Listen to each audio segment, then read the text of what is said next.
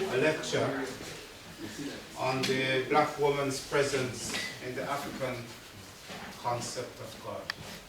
So I don't know if anybody ever seen any of his lectures or seen anything on YouTube, you know, something to look forward to.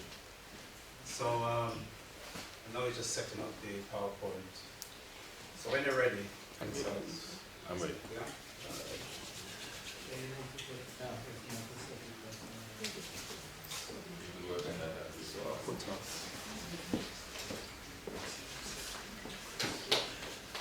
Blessed Lord.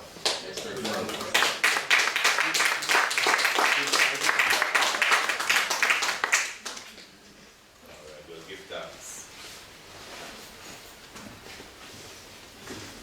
I do give thanks for the life given, the keeper of life, and Bride Selassie first.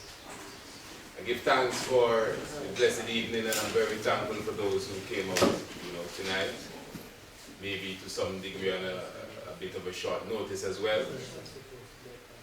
I'd also like to show strong appreciation for, the organizers of such event, Brother Pepper Kaya, of course, the Maa Ma'at Cultural Center as well, and of course all the good works that they're doing, and keeping education at the forefront, especially in this time when education is really the most important thing for us as a people.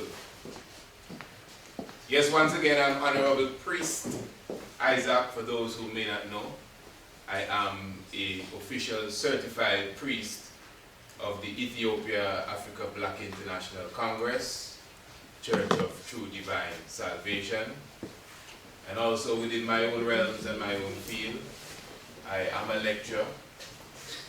I'm a transformational speaker.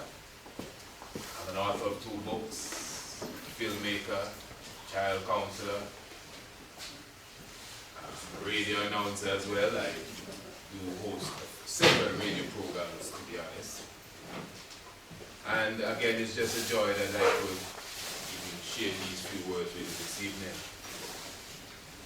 I also like to give thanks to the Honorable Prophet Newton for such a presentation a moment ago, which is definitely, give thanks again, uplifting when you have never, received any good understanding of the power of even the coconut and exactly what it can do for you. But whatever the case, it's really a PowerPoint presentation. Even if we don't get it hooked up at the right time, I'm still going to go straight ahead with what I have to say, because I speak many times without PowerPoint. When I make my point, they're extremely powerful, so you get the point. I really don't have to depend on pictures. I will draw it for you if it doesn't come out. But basically, tonight we intend to go into a subject entitled The Black Woman's Presence in the African Concept of God. And really, what happened officially is, well, for those of you who were here earlier, you would have, right from the top, my lord, right from the top, a lot of sneak previews right on there. The whole movie, you see the end of the movie there. For those who would have been in here earlier, you would have been maybe observing one of my DVD documentaries entitled The Black Woman's Presence in the African Concept of God. Now, my lord, I know you're cooking as well, so I don't know if a soldier could assist you. Yes. That's how it is, battlefield really. But if you were observing, as I was saying, the DVD, The Black Woman's Presence in the African Concept of God, although it has the same title tonight, I decided to take it to a different level as such. I wouldn't say a higher level, but a different level to what you may have seen on the documentary, those who were here earlier, or those who know the documentary in general. Now what I want to do tonight, I want to make a mystic connection with what is known as a black hole and the reproductive system of a woman. Basically that's it. And the reason why I put that out first, so even as we go along, you'll have an idea of where we're going, just in case it seems as if we are going off of the subject that we have for the night. Now, I'm going to go straight into it. A black hole, according to contemporary science, was always a mystery. Now, when I say contemporary science, you must understand what I mean. Because we live in a world where if you have a PhD, or you have a BS degree, or whatever degree you may have, more than likely you didn't get it from Timbuktu, the first or ancient university, not necessarily first, but ancient university. More than likely you got it from the institutions of our former slave masters. This is just the truth. And their science is, as you would know, a discovery sort of stuff. As they move on, they figure things out. So their science moves on. Their science changes from day to day. It's not something that is fixed. So a few decades ago, they would tell you that, for example, maybe the oldest fossil of a human being that they have, quote unquote, discovered would have been 150,000 years old.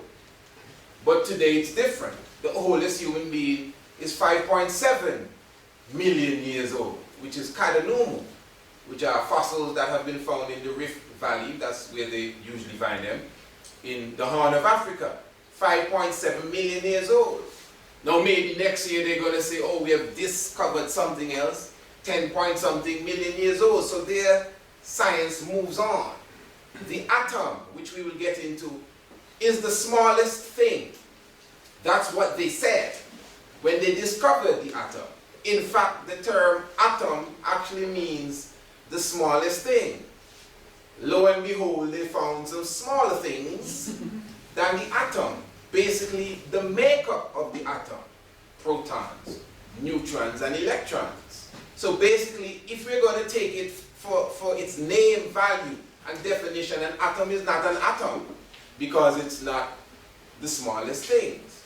We come into a world now where they're discovering quarks and leptons and different things going smaller and smaller and smaller, and they realize, well, listen, this thing seems to have no end. Seems, they're discovering, they think. You know, the star Sirius, which is considered the brightest star in the heavens, is not necessarily the brightest, but because of its close proximity to us, it just appears to be the brightest thing up there. Like the sun. The sun is just there. It's just 93 million miles away. It's just there. It's not light years away like the other stars, but some of these quote-unquote stars are 10 times the size of the sun, 10 times as bright as the sun, but because of their distance, they seem dim in comparison to the sun. So Sirius now, Sirius, specifically the star Sirius, according to science again, they just discovered, not too long ago, that Sirius is not just one star. Sirius A and there's Sirius B. Scientists are now talking about Sirius C. But of course we all know that from the ancient time, the kingdom of the bozos, these are African people, although they turn bozo into a clown, that is for their entertainment and for our ridicule. But the ancient bozos and the ancient Dogons and the ancient ones, they always recognized and understood the binary nature of Sirius. They already mapped Sirius A and Sirius B orbiting around each other. Hundreds to thousands of years before the Hubble telescope and whatever else went out there and quote unquote and that's what they did. They disrespect and disregard and discovered these things. And this is why when they discover things, they are handled in such a way. Now, the black hole now, as I said, it has always been a mystery to them. But what a black hole really represents, there is a black hole definitely at the center of every galaxy. And we're here on an island. It's an island here. It's a big island. We're here on an island that is supposedly a part of a continent, on a planet in a solar system that is in a galaxy. Our solar system is lost in the galaxy that we are in.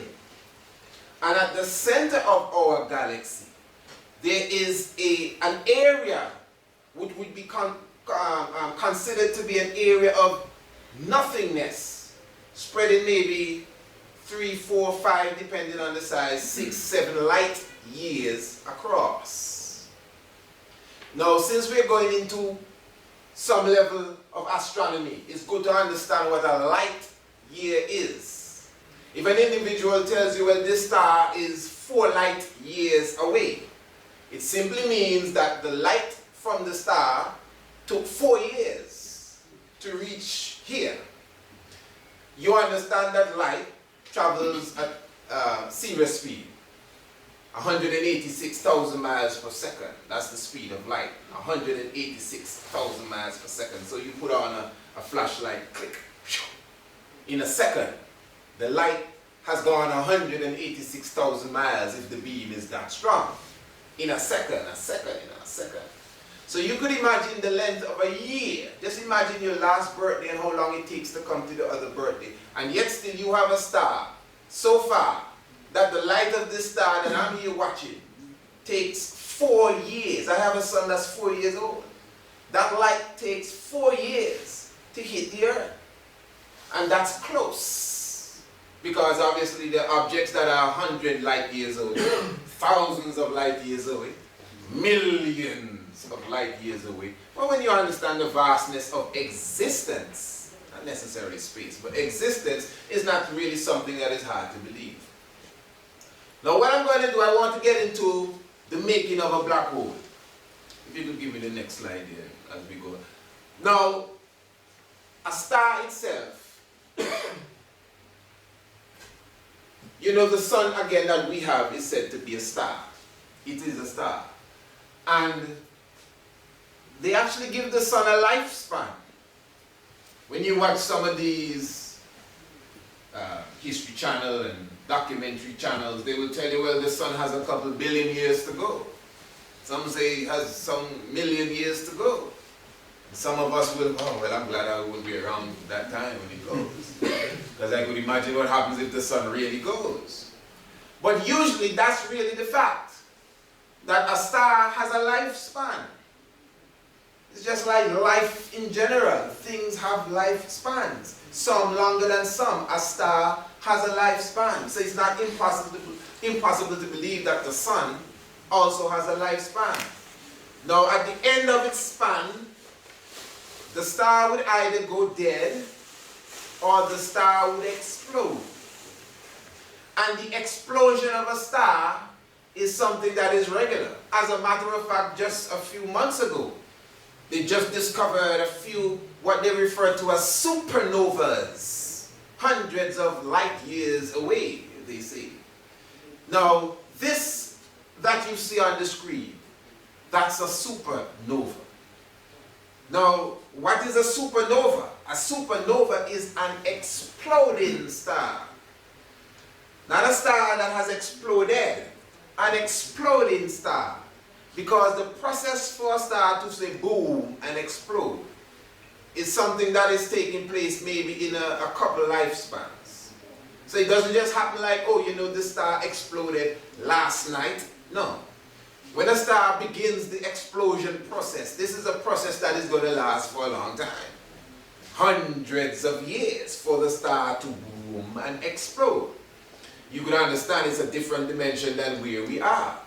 So what happens now, when the star explodes, at the center of the star, just like the planet Earth, there is a core. It's referred to as the core of the star. And miraculously, when the star explodes, it leaves the core, which will eventually become what is known as a neutron star. Now what happens, the neutron star begins to rotate at high velocity. Remember, we have a star that's just boom, exploded. And then you have space material. Some of these materials and metals we're not even familiar with on this planet. So when the star goes kaboom, just imagine in your mind, you have the center of the star remaining, and the rest of the star literally going off into different directions in quote-unquote space. This is the effect of a supernova. Now, that's the neutron star. The neutron star, remember, is really the core of the star. But something mystic will begin to happen with the neutron star or the core of the star while the star is in its supernova state, meaning while the star is exploding. Keep in mind, this is not happening in a moment. It's happening over a long period of time. Now, as I said earlier, the atom. And to comprehend now what is really taking place with the neutron star, it's important to understand or comprehend the dynamics of an atom. Now, this physical body, which we call a goody, because there's nothing bad here, body, but it's an anatomy. Anatomy, an atom, me. We are made up of atoms. That is why they say, or they said, it was the smallest thing. But yet still from this smallest thing at the time, we are all made up of the smallest things. Even everything that you see basically, that is matter, is made up of atoms. Even down to the wind that blows, if you could really dissect it, you'll still find the atom within it. Now, if you observe the atom made up of protons and neutrons in a spherical shape as such. But what you would notice is that the atom has a lot of space, meaning that the majority of the atom is space. And this is where it can take you into some high science, because of the fact that the atom has a lot of space. So even the wall you have in front of you is filled with space. Your physical body is filled with space. And then that brings forward now even the science of individuals walking through walls. Oh, come on, what you talking about? Well, I'm not going to tell you that an individual cannot do that. But the point is, when an individual understands how to manipulate their own physical anatomy and understand the science of what is before them, things can be done that the regular person can't do. Number one, the regular person is not even aware of the fact that they are made up of countless of atoms that all, each of them have space. You see, that's the problem with us, If I tell you I know lizards that can walk in water. Oh, you walked in water, and that's a miracle. Lizards walk in water, brother. They have a lizard they call Jesus Christ. Jump off the bridge and it runs on the water and go across the street. You can walk in water too. No? Why not? I mean, it's water. How can you stand up on water? You're going to sink. You can lie down in water, eh? Well, maybe not all of you, but it can be done. I can float, I can lie down and do that, and I'm on the water, and maybe even doze off and don't drown. It's possible. Because you put your physical, in a sense, in a structure where you can balance yourself underwater. Not underwater, on top of the water.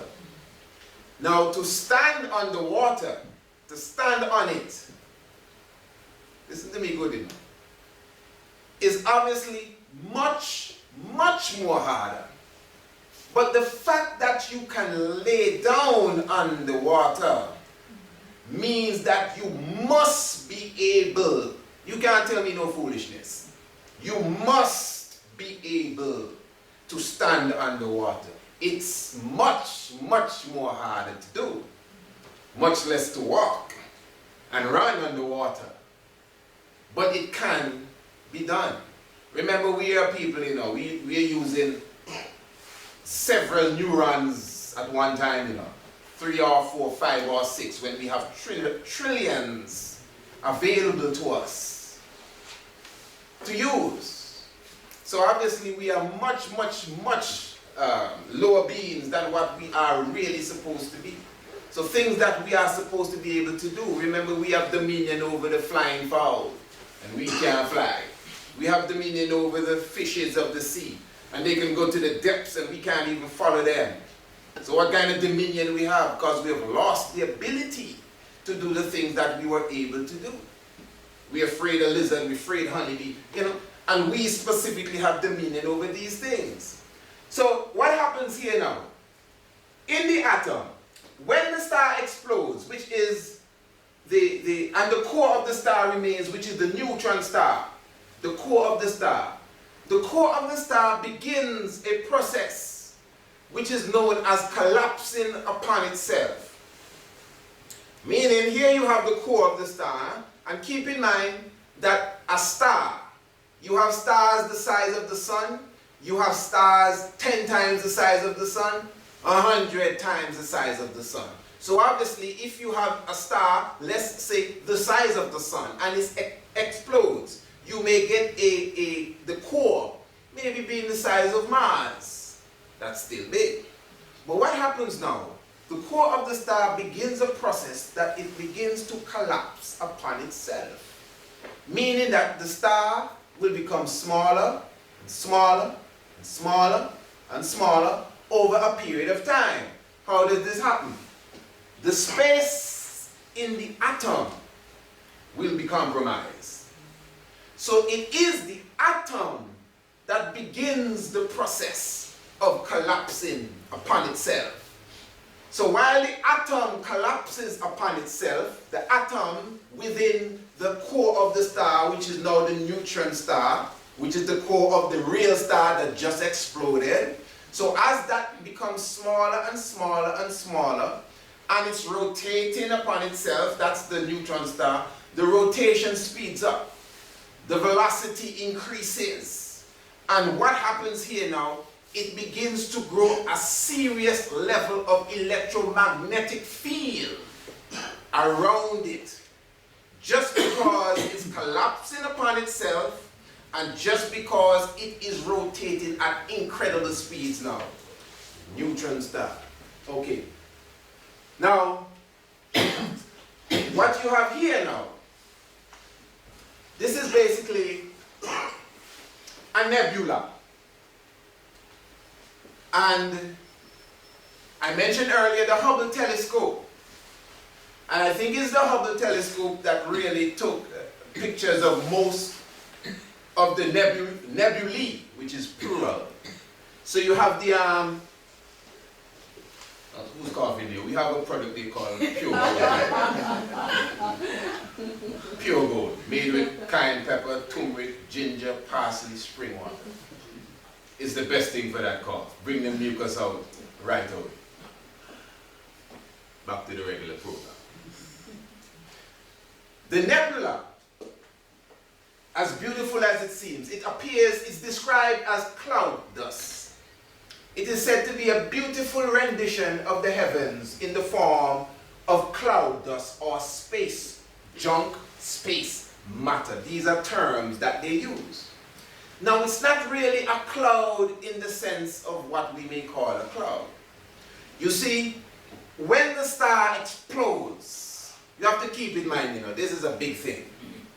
And the residue of this explosion, it's just like any explosion.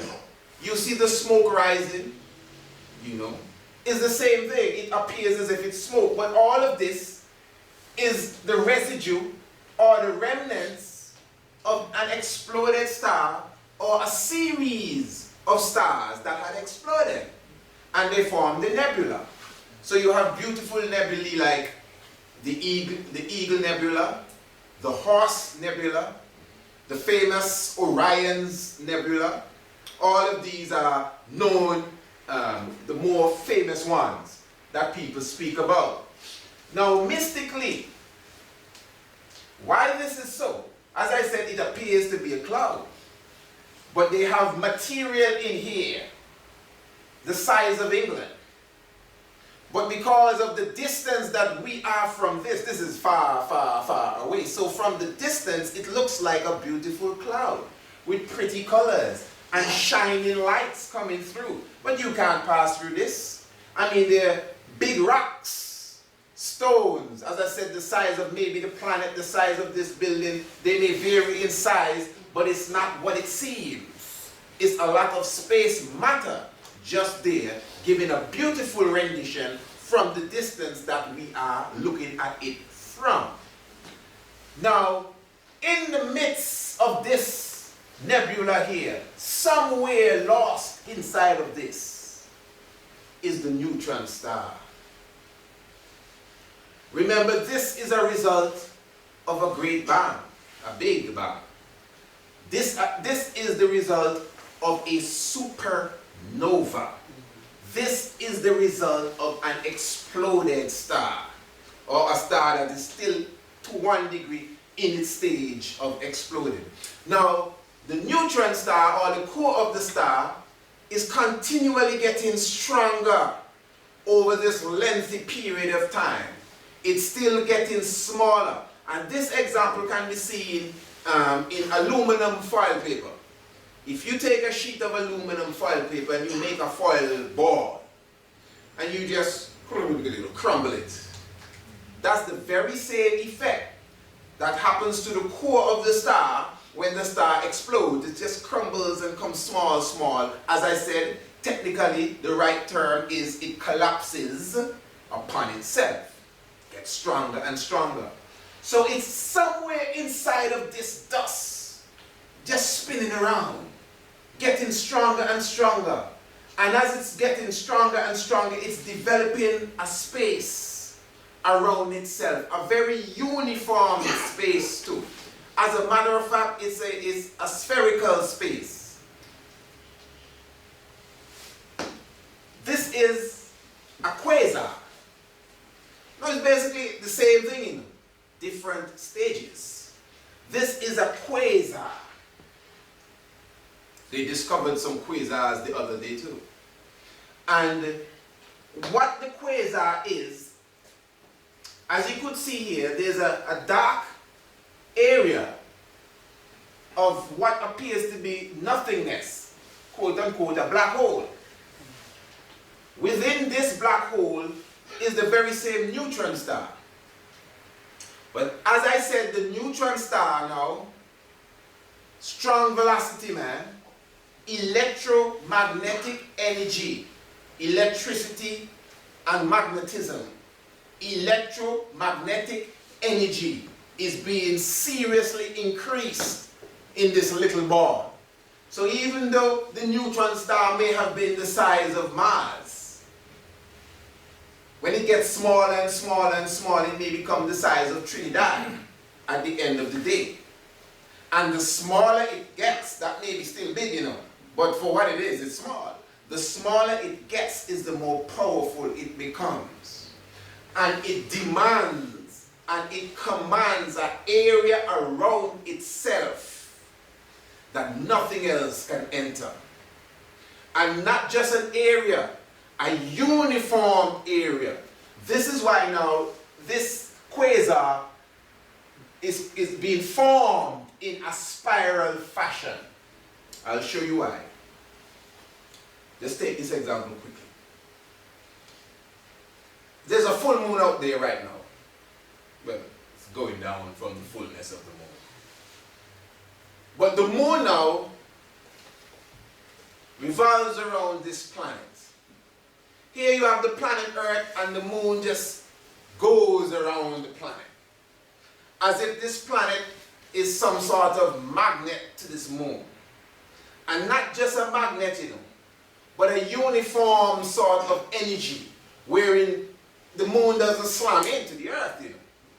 But the moon obviously is somewhat attached to the earth, and it's going around the earth. It's not going away too far, and it's not coming too close, but it's just going around in this uniform fashion. To me, the best example of this are the rings of Saturn. Now, if you observe the rings of Saturn, Saturn has many rings, but these rings are rocks. You think you just fly through the rings of Saturn, you bust your head. Many rocks, big rocks, gigantic rocks. But from a distance and through a telescope, it looks like this pretty big ball with some shiny rings around it. Now listen to this. The thickness, here we go, you know.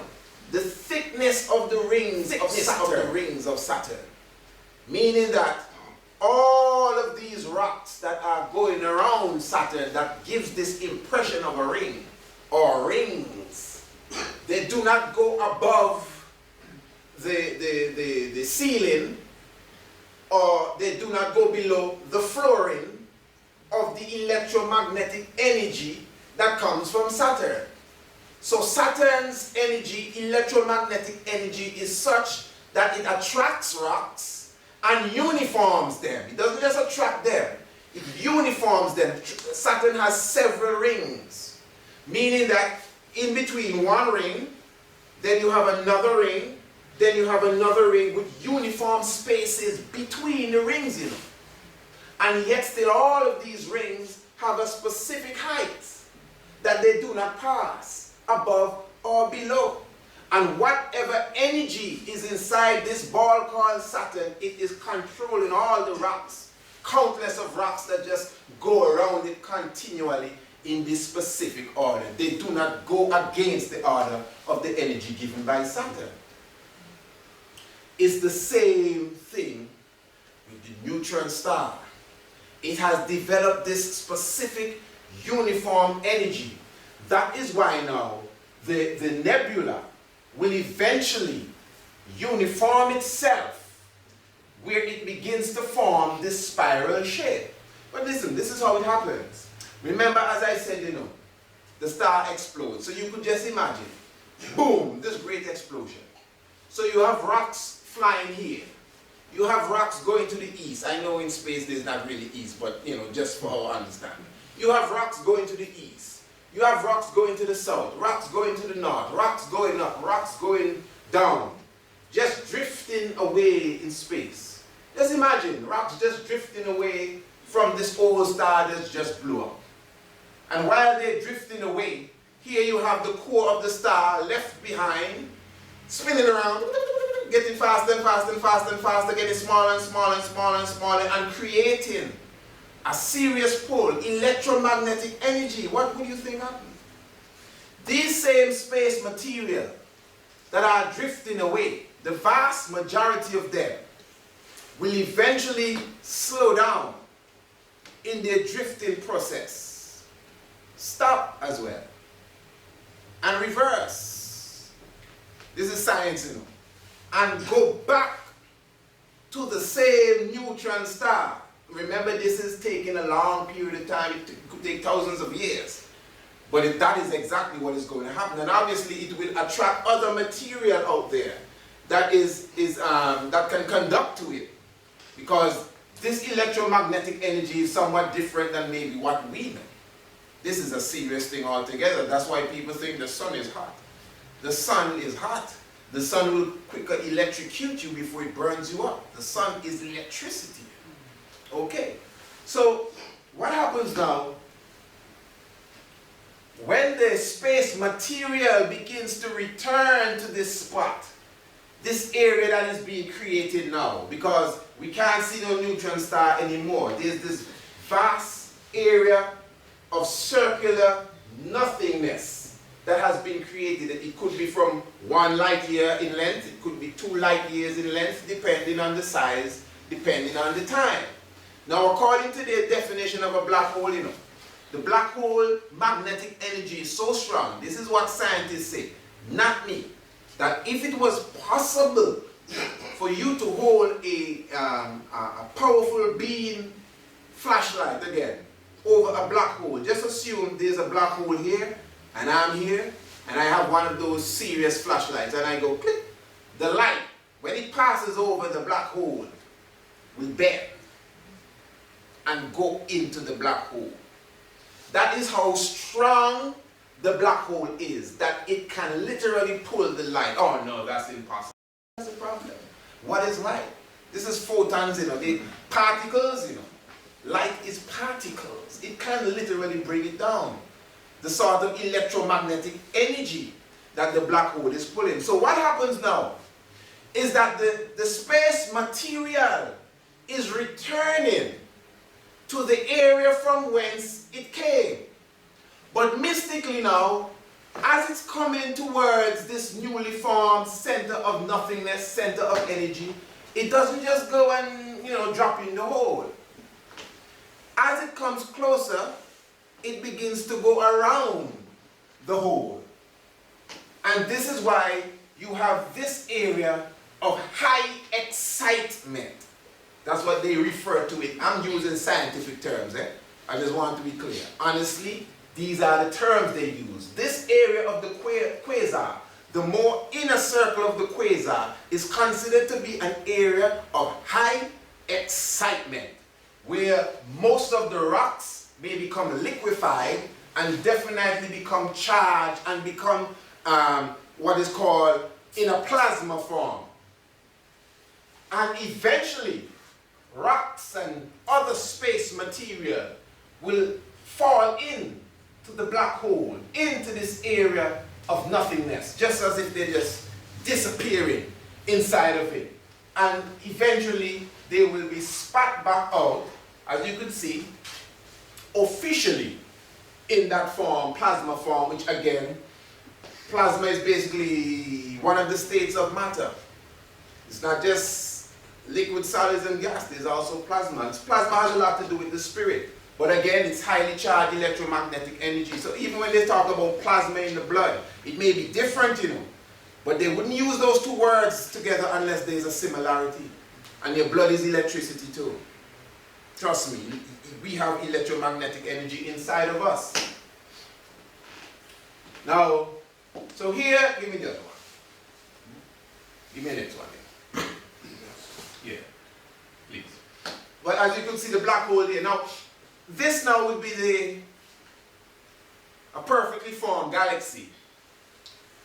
That galaxy basically is M31.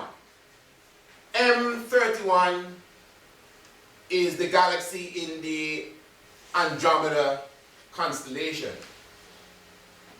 And it's one of the more larger galaxies that they know. So this is how a galaxy looks. The galaxy that we are in is referred to as the Milky Way galaxy. That's what we're in, the Milky Way galaxy. And this light at the center of the galaxy represents, again, hidden somewhere in there, a vast area of nothingness, referred to as the black hole. Now, how did this galaxy come to be? You would notice that the galaxy obviously has the same spherical shape, spiral formation, I should say, as the quasar, because it's a process. The quasar is almost a beginning stage of the galaxy. Remember, a galaxy now, within the galaxy, I just explained that we're in a galaxy. A galaxy represents life. There are countless of suns in a galaxy, in any one galaxy. There are countless of solar systems. Hear me, man. There are countless of solar systems in any one galaxy. All the life that we're looking for, man. There are countless of solar systems with planets that approximate the sun enough that life can be formed. So when you look around now, where you are, not just in England, but on the planet Earth, when you observe the rivers, when you observe the animals, look at the giraffe, look at the tiger, look at the lion, look at the clouds, look at the same sun, look at the stars. all you are observing, me, you, him and her, we are actually products of the black hole.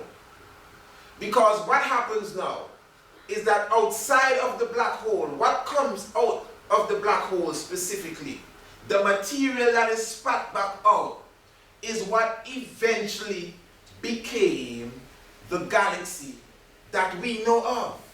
Now obviously, to go into the depths to try to break down creation because somebody's going to jump up, maybe not you. Oh, well, I don't believe I'm from no galaxy. My book says God created me in 6 days. I never said nothing about the galaxy, Yeah. So, I mean, these things do happen, Take it from me. But what I'm saying, obviously, in these few pages, you can't really get that story here. He didn't say he created in 6 days. What kind of days? Monday, Tuesday, and Wednesday?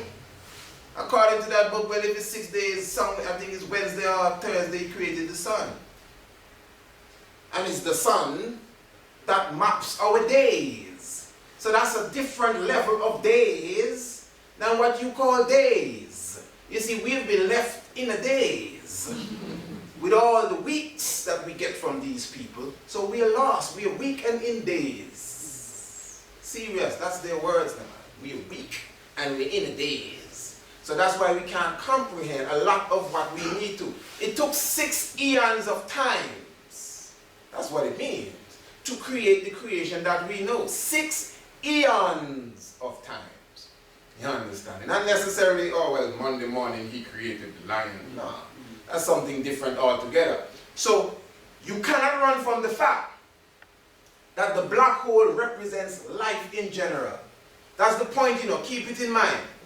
That what comes out of the black hole eventually becomes a galaxy. The sun comes out of the black hole. It may not pop out as the sun, oh here I am now. But you see the energy that comes out of the black hole, the plasma matter that comes out of the black hole will form the other stars, will form the other planets. It forms the sun. Suns gather planets around them. Suns gather life form around them. If you lock off our sun, we all just drop down.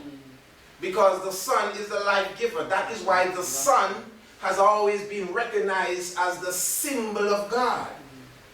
We never worship no sun, although I would prefer to worship the sun than who they give me to worship.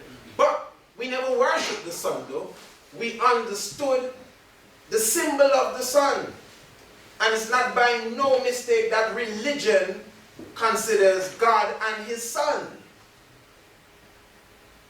Oh no, that's not what it is. You're playing around with the words. No, they're playing around with the words. So why does sun, S-O-N, always have a sun, S-U-N, behind his head?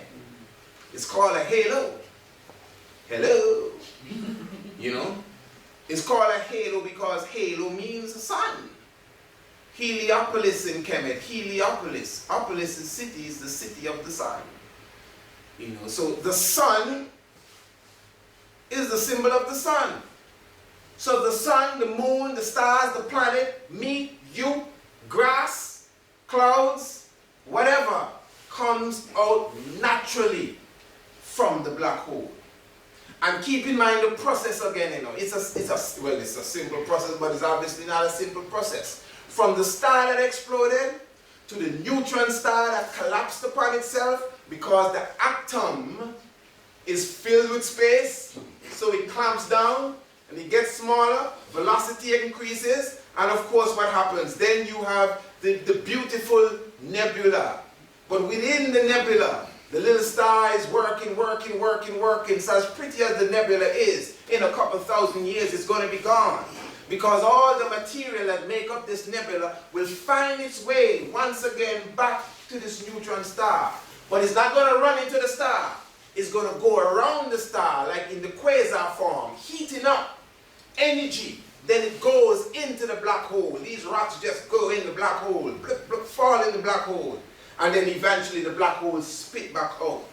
The same rock in plasma form. And the rocks eventually become the galaxy. And here we are having a lecture tonight. Sorry, I need to say that. Oh my. Okay. So, the womb of the woman now. So we have a basic comprehension, to be honest, because we live in a time that even many young princesses, young girls, do not know their own body, their own body, their own anatomy.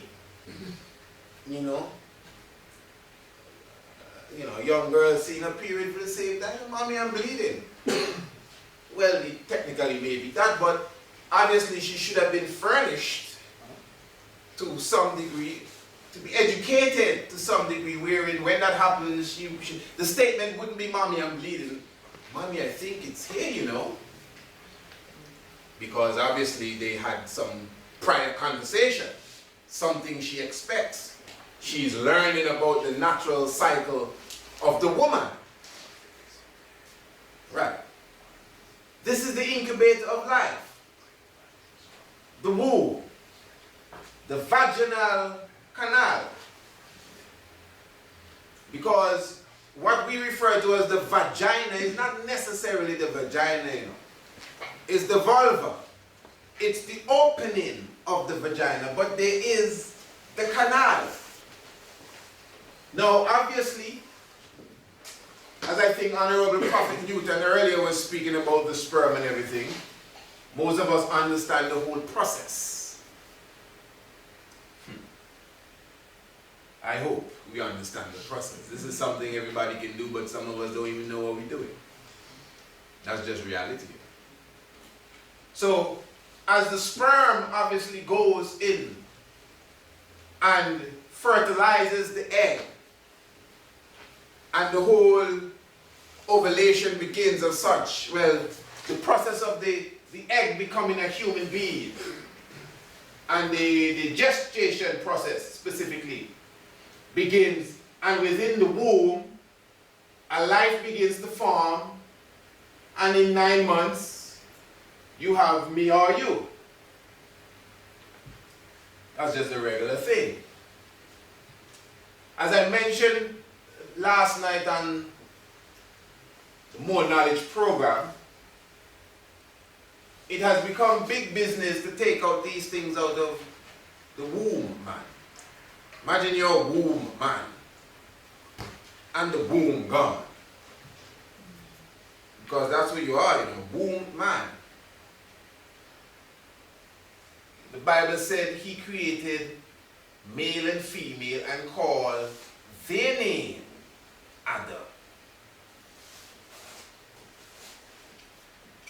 So that's why in the darkest days of slavery now, they would literally take the woman 8 months pregnant, Ras, and tie her legs to them horses. Have one horse run into the east and have another horse run into the west. The darkest days of our enslavement, They purposely watch the black woman until she's 8 months pregnant. And this is what they write in their accounts. I'm sure some of you have read the book. It'll come back to me right now. Without Sanctuary. 8 months pregnant. They would literally go and take the black woman, their account, tie one leg to a horse, strong thoroughbred. Tie another leg to the horse. Sometimes, well, they usually do this with the brothers. They would douse them with molasses or tar, some foolishness. And poof, feathers all over them before they rip them apart. So that's why when you watch Bugs Bunny and Daffy Duck and these things, can they do that? They tie you up, Bugs tying up Daffy. And let's puff him out with the pillow and he's filled with the white feathers. They're mocking us. You never hear Bugs Bunny say, you cotton picking something, you cotton picking. Who picked the cotton? Who do you think you're talking? Bugs the fucking Bunny. I have no apology in saying that. You see, we have these people here because people are being. Christmas is coming and we're going to teach our children, Santa Claus is not real. You what? Santa Claus is not who? You mean St. Nicholas of Myre, that was born in the 4th century, the pedophile? not real. That's one of the biggest reverse psychology they have on us. Satan clause, real demon. Yeah, Satan, S-A-N, take the N and put it at the end. There's always a riddle in there stuffing. They put it together like that. Take the N, Santa, and put it at the end. Satan. So you're in his claws. Satan claws. Yeah, real killer. If you study his story, they have a story. One of the main stories is him and the 3 prostitutes. Where they say they had 3 little girls that needed to feed their babies and they didn't know what to do. And jolly old Saint Nicholas came along, gave them bags of gold and carried them away. Prostitutes they were. Gave them money and carried them away. 3 of them. That's their story. So when you see the killer coming through, and he's a killer, because he's coming with sleigh bells. Who is he coming to slay? When you see him coming through on Christmas Eve night, talking about ho, ho, ho, ho, ho, ho, is them 3 prostitutes he's looking for. So personally, I don't have no mercy whatsoever when it comes to them killers there. Even as the prophet was talking about the cereal, them is serial killers. Captain Crunch. What's the other one there? All of them. The Rooster and the Kellogg's, serial killers. Remember, you know, we are in a system that was not made for us. You know, this is not our world. We're not the gods of this world. That's why we have blue eyes now. And we have blonde hair as black people. Because the God of this world make us bow down to him. We would bleach away our melanin out of our skin because we hate ourselves so much. And that's the reality. Now, even the next one, my Lord. Ooh, what's going on here? Something missing here. I'm getting half of the picture, but all right. Okay, fair enough. What you have here, although you're not getting the full picture, I don't know exactly what happened. But many of you would know that this is the goddess Nut. And the goddess Nut from ancient Kemet, from the Metu Neter, what they call hieroglyphs, has always been seen painted as the heavens. You know, she's always seen painted as, you can see her in the darkness, and the stars are on her. And according to the hieroglyph, she brings the sun from her womb every morning. See how the womb is important? So this is why now, when they ripped the woman apart and took out her womb with the 8-month-old baby, that's what they do, you know. They make the horse rip the woman apart and they take out her womb. They would hang up the womb in the South, in the United States of America, you could go into these killer stores and buy some black people's womb. These demons would take out the woman's womb and sell it to other killers. Yeah, I'm not lying to you. If what I'm saying sounds wrong, check them. They're the one that did it. Somebody has to come and tell you if you didn't know. What am I supposed to say? Well, you know, they had some nice people a time ago, and they didn't know what they were doing, and they made a little mistake, and I think they think nothing. They would chop off the black man's penis and have it in the store and sell it for $5 or $10. I don't know how much pounds that's really worth. But that's what they would do to us. This is after slavery. So even the whole medical system. I know the fella in the white coat and the stethoscope around his neck, he's an angel. Well, a lot of these people are perverts. So when a woman now has to go and take out her womb, it's a regular thing, you know. Cancer of the ovaries and fibroids and these different things are now rising amongst black daughters and black women in general. My grandmother didn't have no fibroids. Great-grandmother didn't know about it. It wasn't even invented yet. Invented yet. Not even my mother had fibroids. My older sisters don't even have fibroids. And I know girls that are 22 and 23 that don't have their wombs in them. Listen to me. You know. Now, how is that so? What kind of thing is that? How did that happen? Well, I had fibroids. I really did. Okay, where did you get that? Who cooks for you? Not great-grandmother that didn't have the fibroids. You're eating from the Colonel. You're eating from Ronald McDonald, from Murder King. And Murder King, Ronald, and the Colonel are the cousins of the doctor. So it's one enterprise and one business. Remember, we just come out of slavery, you know. I don't know how the slave master all of a sudden become a saint. That he can feed us and provide health care for us and build a thing called a TV and say, come on, watch this, this will set you straight. And we just swallow all of this and we go along. We're sitting ducks, Rasta. Just take it from me. So I'm showing you now, today we pay the killer to take out our womb. We pay him thousands of whatever to take out the womb. Where in the darkest days of so-called slavery, with the 8-month baby in her belly, she ran in, not to save her life, to save her youth. If she could have him and put him under a tree and say, take me now, she would do it. You check it.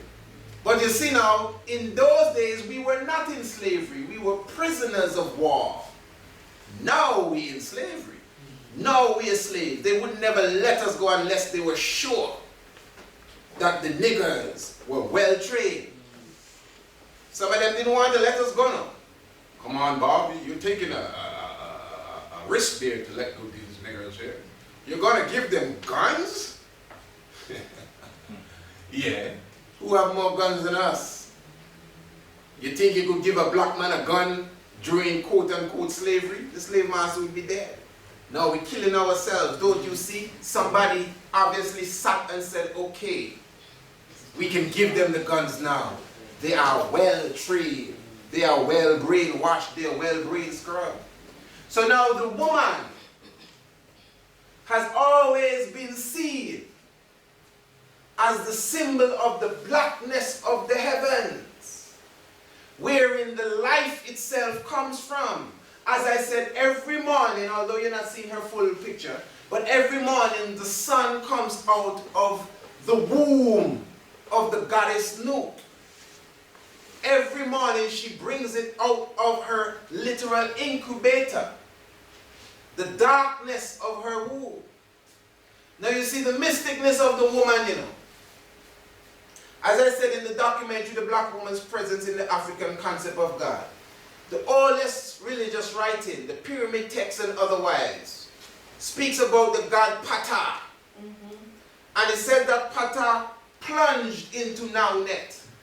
Now Naunet is seen as a body of water, you know. And it says that Ptah, after plunging into Naunet, comes out as a newly created being, as Amun-Ra, or Ra, as the sun. So you will literally see Ptah plunging into his woman, Naunet, Nautica, you get these terms, Nautica, Naunet, is water. She was referred to as the Nun, or the nun, you know. And this is why even in Orthodox Christianity, the woman that gives her life to Christ is called a nun. These are ancient terms stolen from us. So Naunet now, a woman, but symbolized as a body of water. Her husband plunges into her, but he, after he plunges into her, and I assume takes a good bath, he comes back out as the sun, as the star. Some see him coming out as a volcano giving life. It's the same thing that literally happens in the creation even of a galaxy. Because remember, as a woman now, the woman naturally has a field around her. It's called a morphogenetic field. And some scientists, our scientists I'm talking about now, metaphysicians I'm speaking of. And I'm speaking of people like Dr. Delbert Blair, good Phil Valentine, Bobby Hemmett, my brethren. What they would teach us is that the woman naturally has a field around her. All you sisters have it naturally, like an energy field. We're energy beings, we're not just stick men. Around her that naturally attracts a man. So you think it's just the beauty of the woman attract you? Boy, she's beauty. And you see that the beauty thing that we're seeing today is something that play with the mind. Because as I said, we're the one with the blue eyes today. When we first saw the blue-eyed being, we said, what is that? And we dressed back. When we first saw the blonde-headed fella coming out of the cave, we said, what? That fella here, blonde. But right now, that's beauty for us. And I'm sure the real blonde head and the real blue eye laugh at us when we try to imitate them. You might be friends with them, they may not tell you. Oh, Kishma, your hair looks so beautiful. I don't know why she don't be herself. What's wrong with them? That's what they say when you turn your back. That's reality.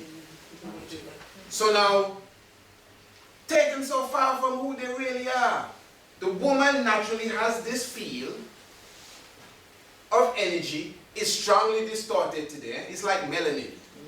Because a lot of people rise that argument. So if we have melanin, how is it that we can get this disease and that disease, and melanin is supposed to be this and melanin is supposed to be that? Yes, but our melanin is seriously intoxicated. Our melanin, according to Dr. Pookrum, is dirty melanin at the moment. It needs to be cleansed. With good herbs and other things, meditation and some spiritual connection, and strengthening your chakra to cleanse your melanin properly. So what happens now? The field is seriously compromised.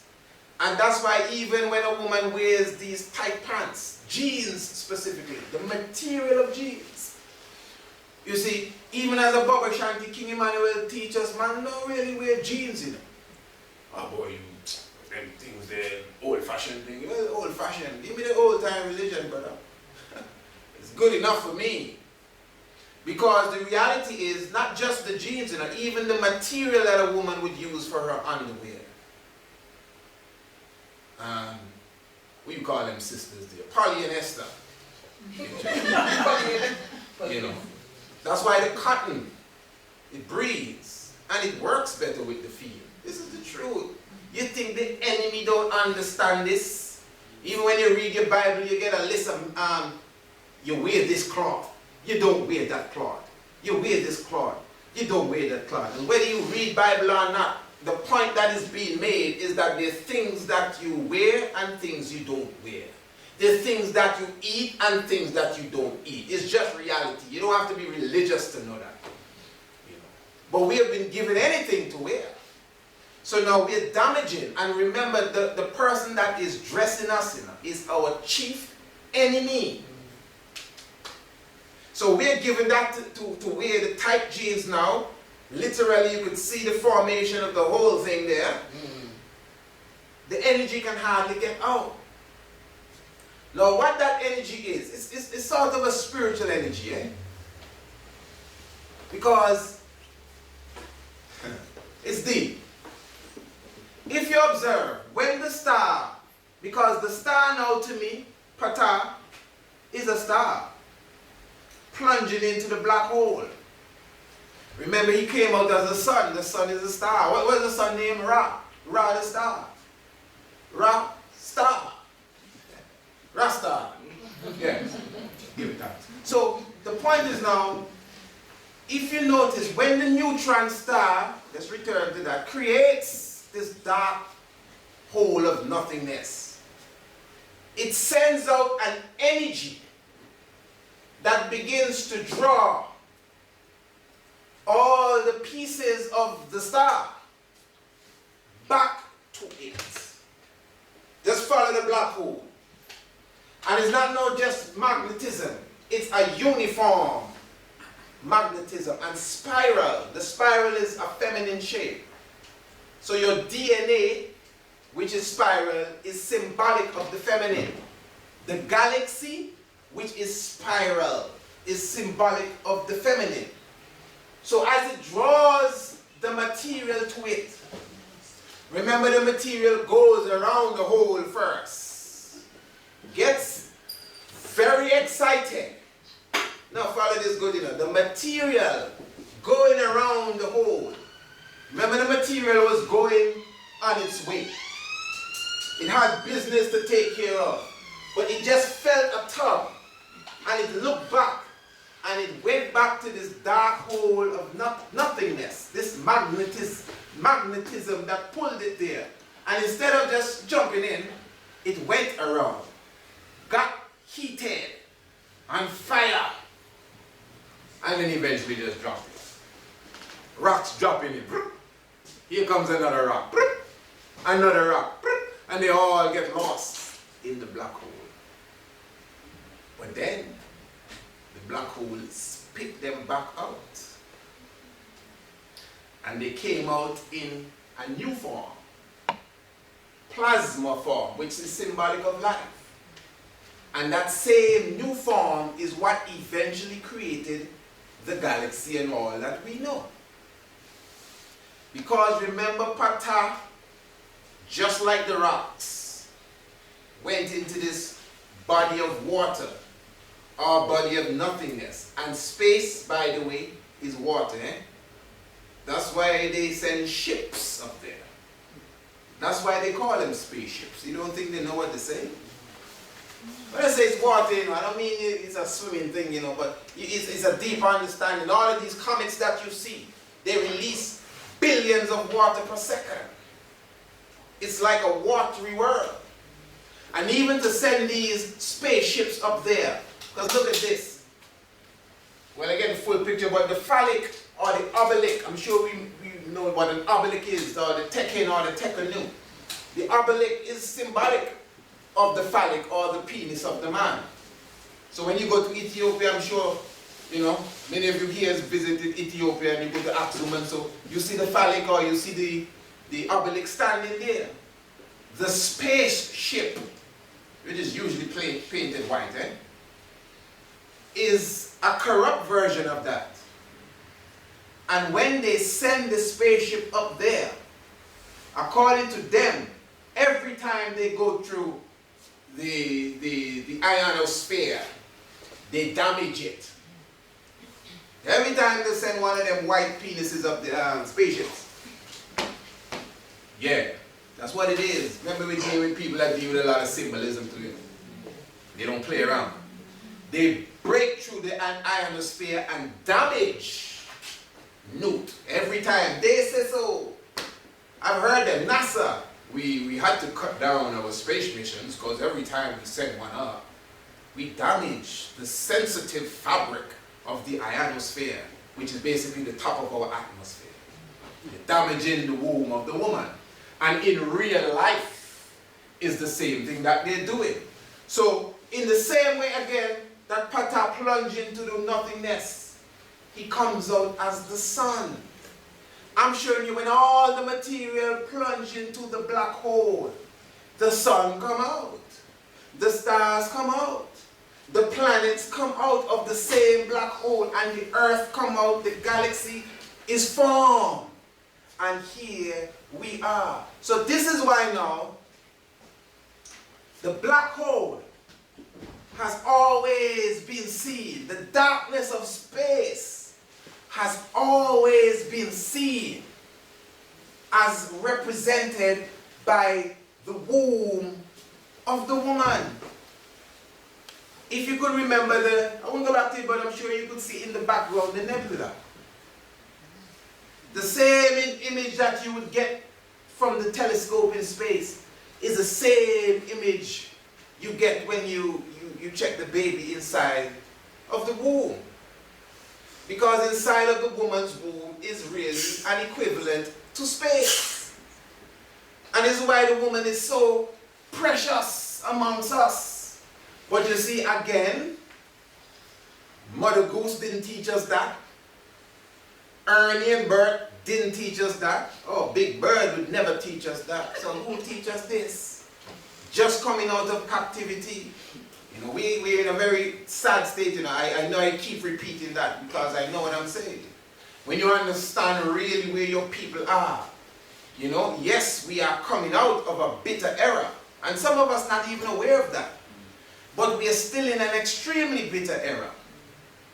As I said previous night on the program too, in South Africa in 1985, P.W. Botha gave a speech to his cabinet where he clearly explained that he is going to utilize the hospitals. This is where these things reach the end line, in the hospital. Most of us, well, maybe not us, but most people in this time, born in a hospital. P.W. Botha, chief murderer. Chief murderer. Apartheid South Africa I'm talking about. He clearly said that he's going to utilize, I have the speech on my computer there, he's going to utilize the hospitals and the supermarkets. Cook a pot and see which item in the pot I grew. I have some tomatoes, I have some asparagus, rice, peas. Which one of them come out in the backyard? All of them came out of the supermarket. P.W. Botha says, just a few decades ago, we're going to utilize the supermarkets. We're going to utilize the hospitals to kill and get rid of this black bug or kashif, which is another term for nigger.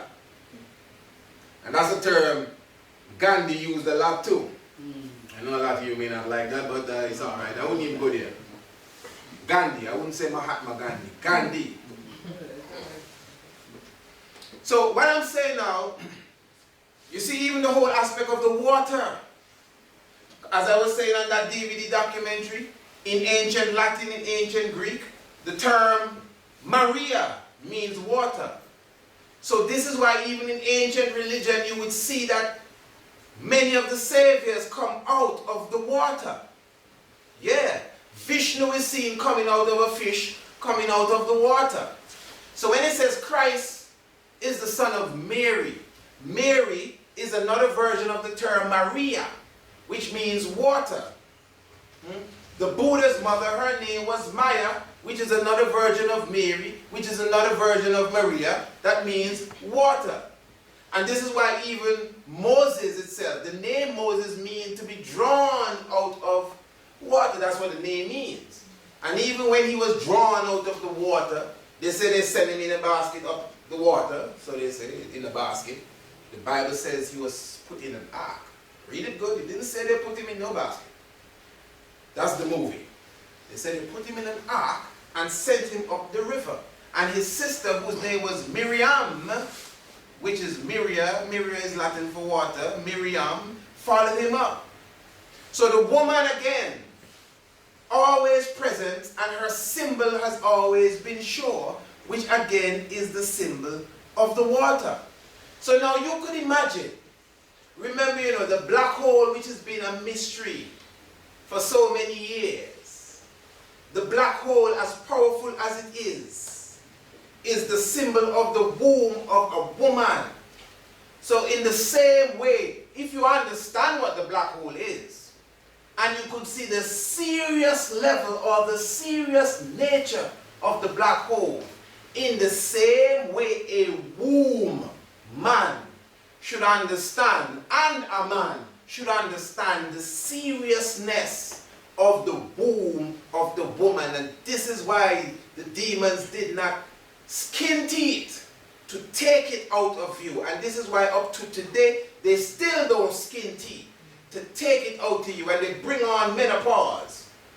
Men, well, you got to pause now. Menopause. Pause from the men, you know, because they know exactly what they're doing. They have their own intentions in mind specifically. So this is why even a simple lesson like this, the importance of a lesson like this is to bring to the acknowledgement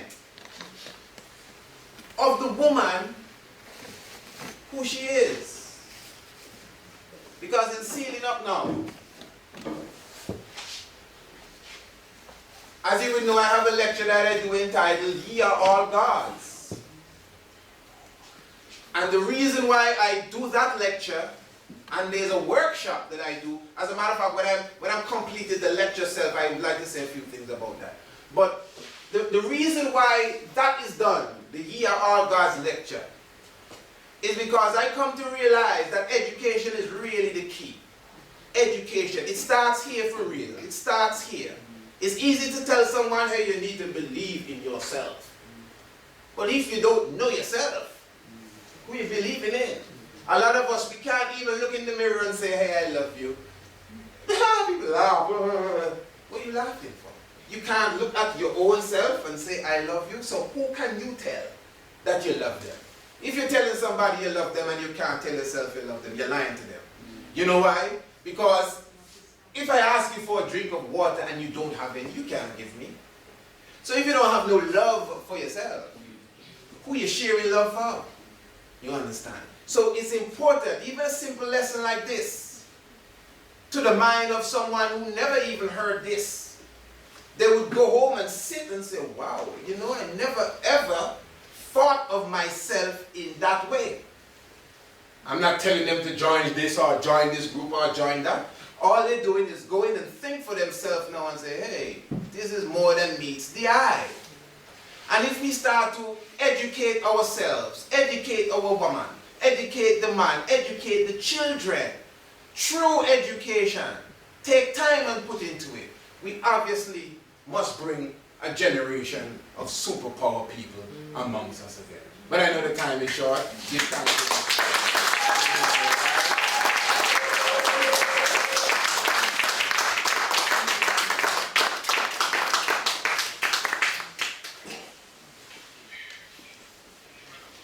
questions?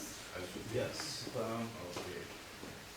Just before going to some Yes. questions, a couple of announcements.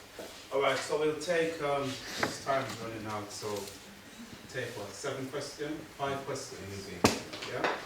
So we take 5 questions from Brother Saul, so everybody listening intently. So now you have a lot of questions. So I'll start off with 1 to experts. I see no hands, I maybe. think you bamboozled them. What I did? I think I did that. Nonetheless, that's an African word that they have us playing with to bamboozle. So nobody's got no question after what they saw.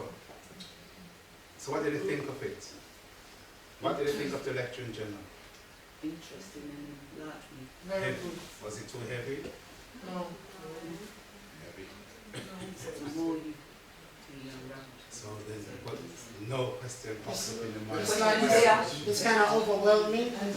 Wow. So much information. That was overwhelming. Yeah, it's very interesting. You know. Overwhelming. Yeah, it's It's just- Brother Ashtamar there. Give thanks for that. How do you relate to melanin and the black hole? when the black hole is melanin. Yeah, good question. That's it. And that's when you ask me that, I thought of one of my teachers there.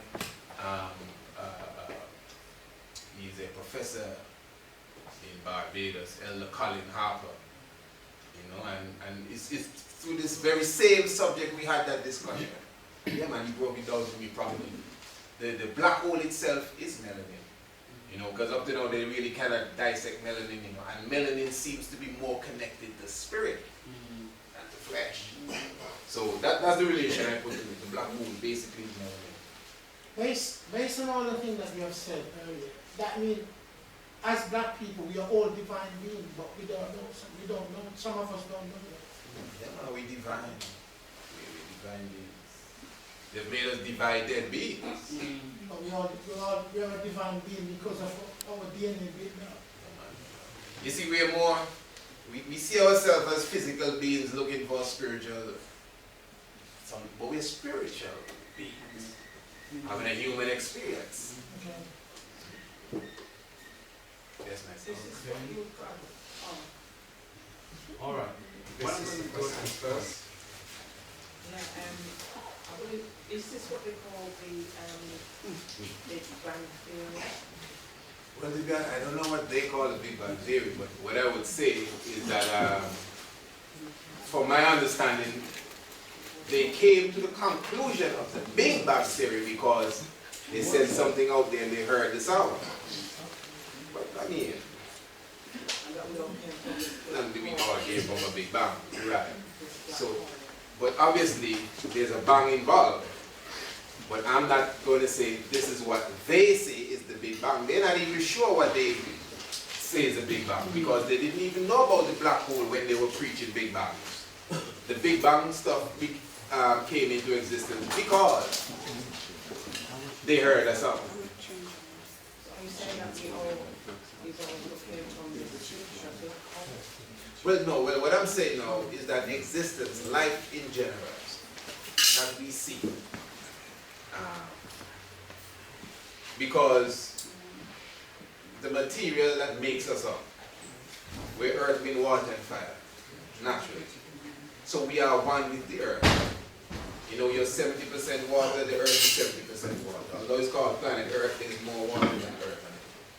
So I'm just trying to show you now that the elements that make you up, although you were formed in your mother's womb, the elements that make you up come from the earth. So whatever makes us up comes from the earth, comes from our solar system, comes from our galaxy. Yeah, we come out of the black hole. Yeah, yes. I'll take Sister Jen.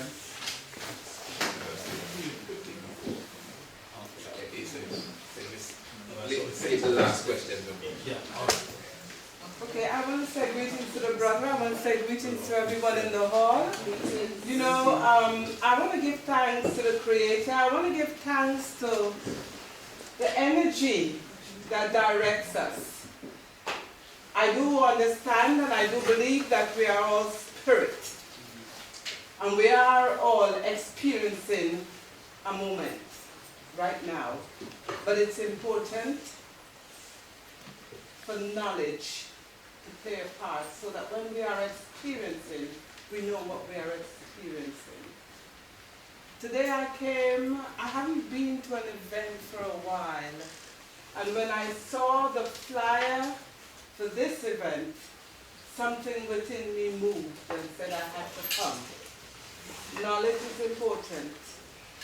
Your lecture, my brother, has done something to me. I can't explain what it is because I do believe it's important for us to go home and meditate. In that quiet moment, meditate. I want to give you thanks. A lot of the things you said, I've never heard, but I felt I knew already. And I just want to thank you. And you know, I'm coming from the Christian faith, and you mentioned some things, what the Bible says, but I want everyone to know that although we are coming from different walks, we have to understand. They will tell us their story. They will tell us our story as their story also. And it is important that we come and take all this information because it's an information that is bringing us to a source. Brother say the black hole. We need to understand the workings of the black hole so we will know our power within. I just want to thank everyone that's here tonight. I'm going to say thank you all. If we're not here, the brother cannot project. You know, it's we feed each other, and I'm giving thanks. Okay. All right. I think Sister can talk about it. I would ask a question.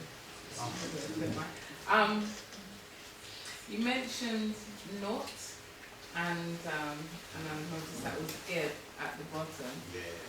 From your perspective, do you see the deities as actual deities, or do you see them as symbols? Your perspective. That might almost lead me into the last comment I wanted to make, but let me separate them. I see them as, what's the term you use first? Deities. Yeah, you said that if I see them as Symbols. Symbols. Just symbols, or do you see them as right. actual They're definitely symbols, and their characteristics and properties. So Osiris has his property, and Anubis has his property. You know, Heru and Nut, they all have their property. But I honestly believe that they are also real in the sense that the divine woman Nut will manifest herself as a woman, maybe because that woman, whoever she will be, is filled to the brim with the properties of Nut. And Osiris will manifest himself too. That's the connection I was making last night on your program with Haile Selassie and the Osiris mystery. Heru and Anubis, all of these properties that have been seen in human form, they will also manifest themselves in human form in the right time. That's my opinion. All right. Let's see how many more hands. I don't have a question, I have a statement. Well, it depends how long it is, but it's really impressive time, and I've got a few announcements to make. It's too long. We just want short questions now because we're really pressed with time. Remember, we've got announcements, we've got refreshments at the back. So, okay.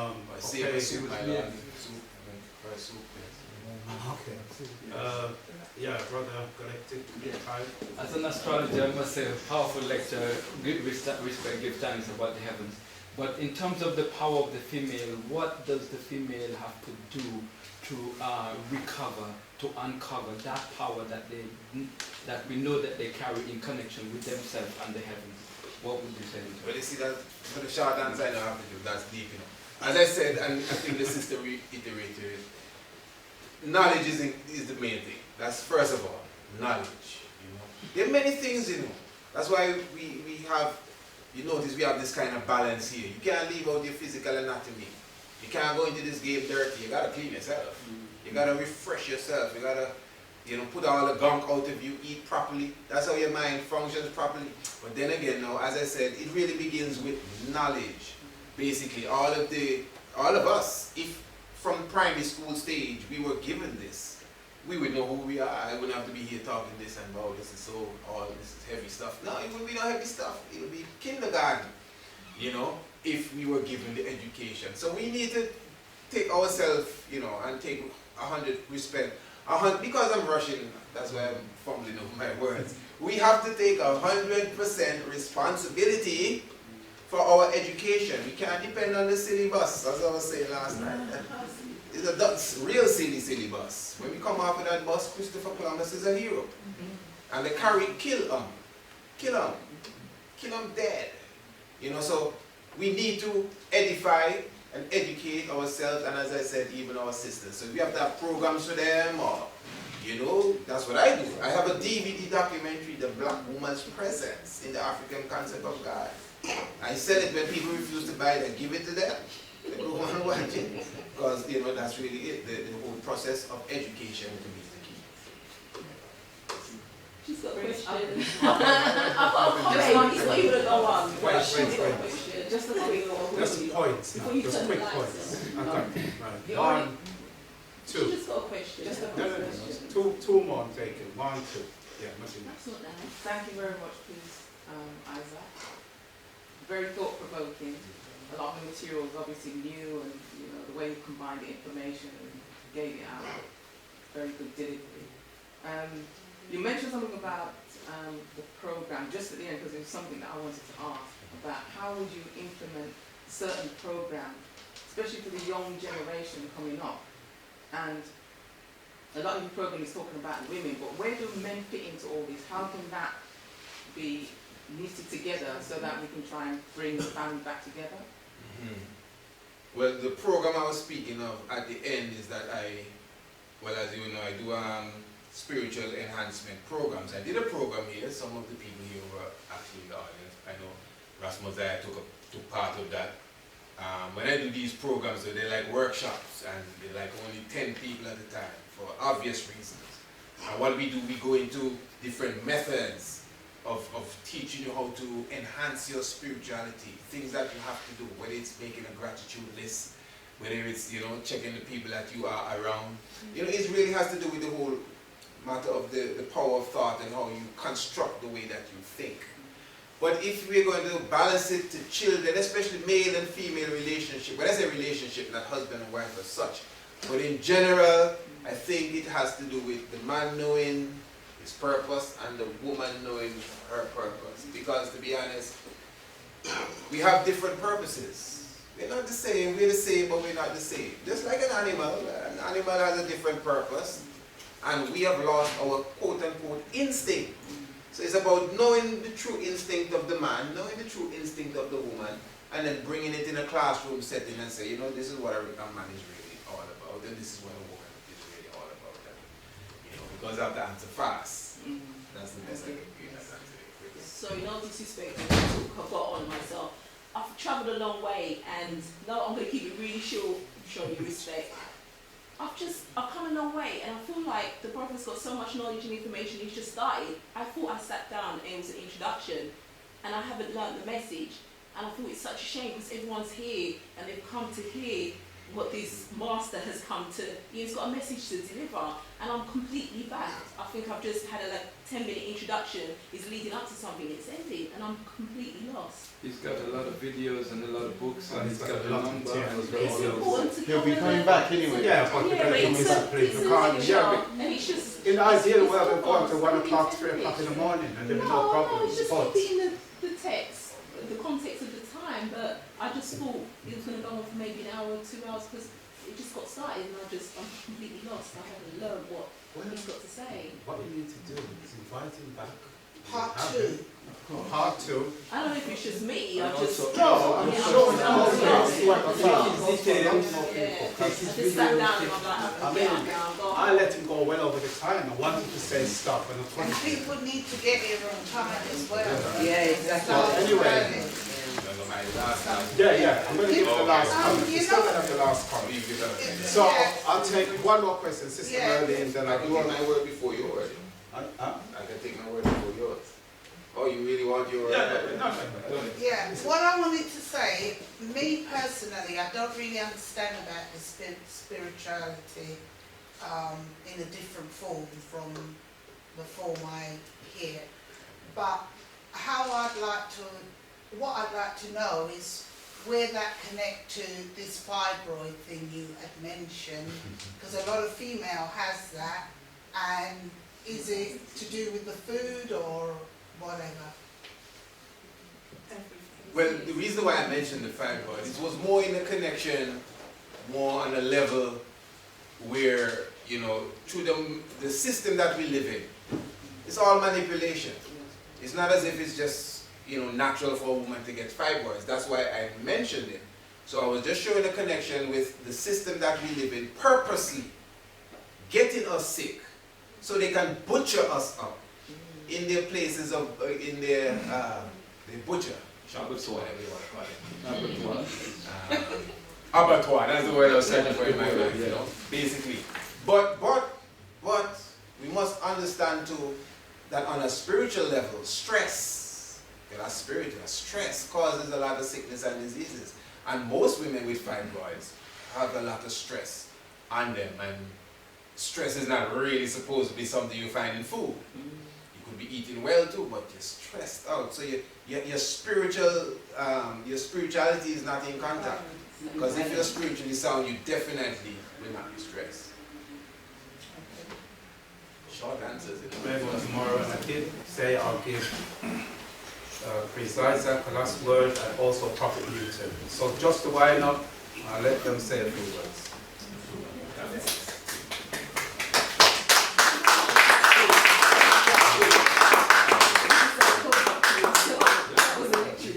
Yes, blessed love again.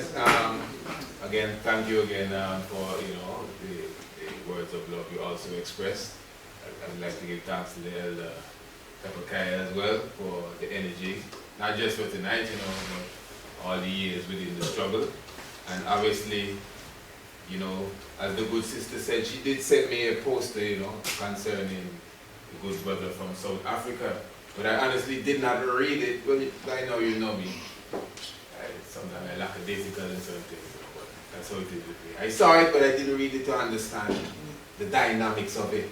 And I actually feel privileged,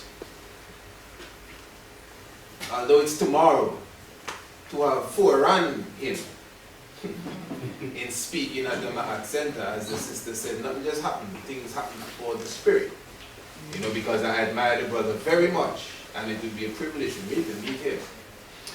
But quickly, on Sunday I'll be having another event that I would like to invite everyone here to. I'll be officially launching 2 DVD documentaries, specifically a documentary I have entitled The Master of Ceremonies, that goes into the metaphysical divinity of Emperor Haile Selassie I. And I'll be also launching the documentary 7, which goes into the divinity of King Emmanuel Charles Edwards. And this will be done at the One Love Center at the One Love Center in Stratford. And I could just give you, it's on #1 Bishop Avenue. That's #1 Bishop Avenue, just off Plashett Road. And the code is E130RB. E130RB, and that's this Sunday, which is the 29th, and that will be at 7 p.m. sharp. And I really mean sharp. I try to stress the sharp because I notice we have a London time here, wherein you give a time and people come in the middle of the session. I mean, everywhere in the world people come late, but there's a little thing here I notice with the London time. So we stress the sharp as well. And on that event, I'll also have Elder Herokuti. He'll be giving a short rendition, and I will be giving a lecture entitled Rastafari and Astronomy. So if this was too much on your head, my brother, I think it might be a little more. Honestly, the one on Sunday is going to be a little more in-depth than this. This is not even astronomy really as such, but it'll be a little more I'll be going into. I won't tell you that, but when you come, you will see. Now, actually, I could understand what the sister was saying, because to be honest, this kind of lecture is like 2.5 hours I go into. But it's the different times and different seasons. I mean, I actually came with the intention to do 1 hour and 15 minutes. So my mind already cramped with that too. Well, I would expect that, but like if I have an event and it's my event and I set it in a certain way, 2 hours, sometimes 3 hours, and people still don't want you to, leave when you're done. But as the brother said, I do have DVD documentaries with similar information that you could purchase. And they're right here. So if you really